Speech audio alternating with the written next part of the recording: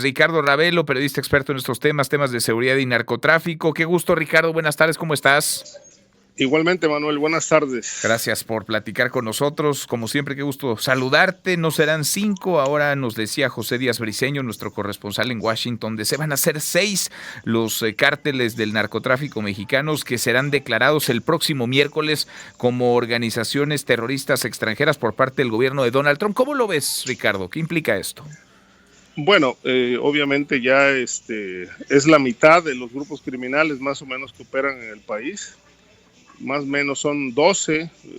Se hablaba hace algún tiempo de 14, pero bueno, ya bien organizadas, estructuradas, con control territorial muy definido, pues son 12, de tal manera que sea el 50% de los cárteles mexicanos ya no van a ser cárteles u organizaciones criminales, sino terroristas.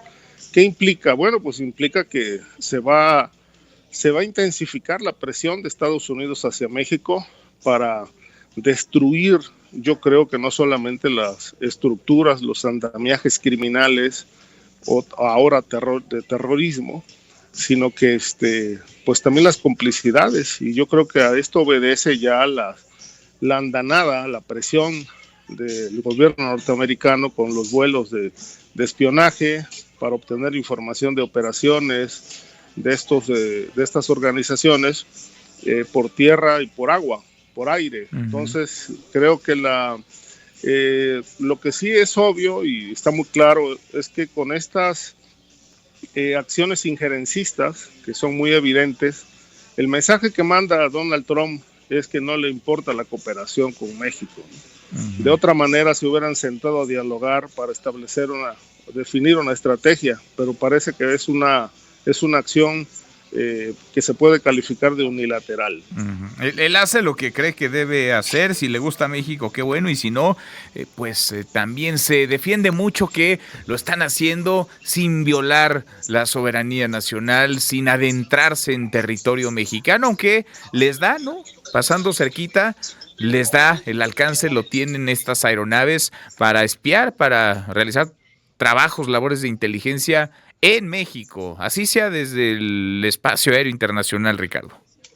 Sí, bueno, ya miembros del Comando Norte pues ya reconocieron abiertamente que sí han hecho vuelos de reconocimiento, que bueno, no se traduce más que espionaje uh-huh. contra grupos que van a ser declarados como terroristas.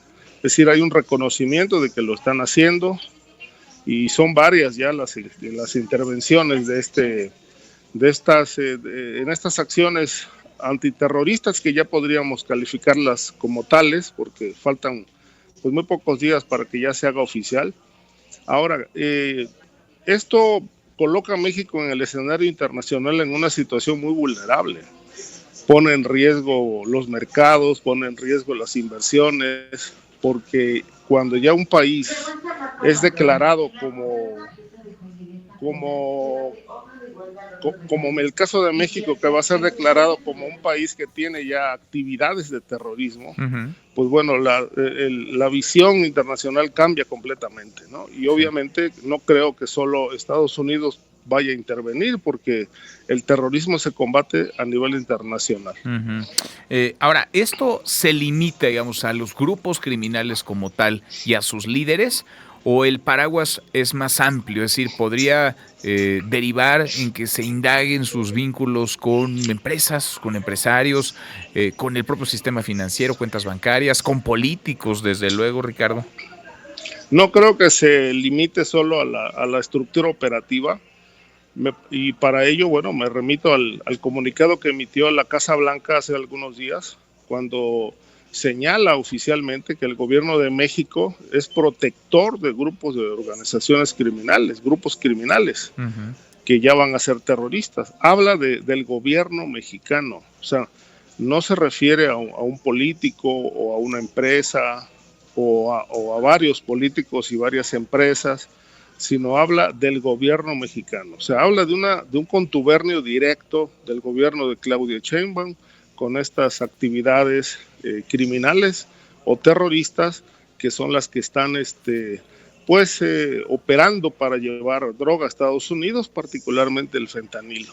Entonces, y obviamente son los generadores de violencia. A mí me parece que el alcance de esta declaratoria de Estados Unidos, pues tendría que ir más allá de las meras estructuras operativas y golpear la estructura política, el cerco de protección que ellos dicen que en México opera desde el poder político.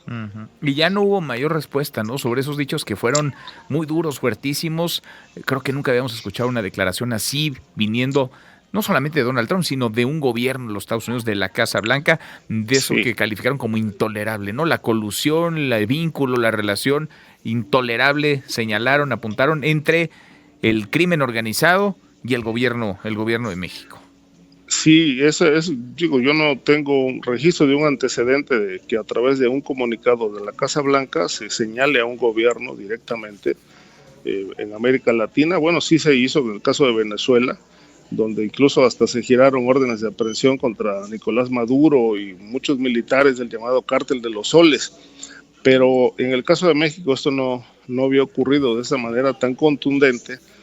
El gobierno mexicano tuvo una respuesta tibia ante esto, simplemente lo negó y han negado muchas cosas. Ya acaban de declarar como infodemia la información que implica al gobernador de Chiapas con el crimen organizado. Han estado desmintiendo todo. Es decir, me parece que la estrategia no es la adecuada, negar la realidad, porque pues sabemos en México cómo está conformada la red de protección al crimen organizado a nivel de alcaldías, que prácticamente ahí es donde el Comando Norte ha puesto desde el gobierno anterior ha puesto el dedo de que en México hay un altísimo porcentaje de territorio que ya no controla el gobierno federal, ni los gobiernos estatales, ni municipales, sino que están totalmente bajo el dominio del crimen organizado. Sin duda, sin duda. Y además, ojalá con palabras, con desmentidos cambiara la realidad, pero no, esa es necia, esa es terca y termina por imponerse. Un abrazo y gracias como siempre, Ricardo. Muchas gracias. A ti, Manuel. Buenas tardes. Gracias, muy buenas tardes. Es el periodista Ricardo Ravelo.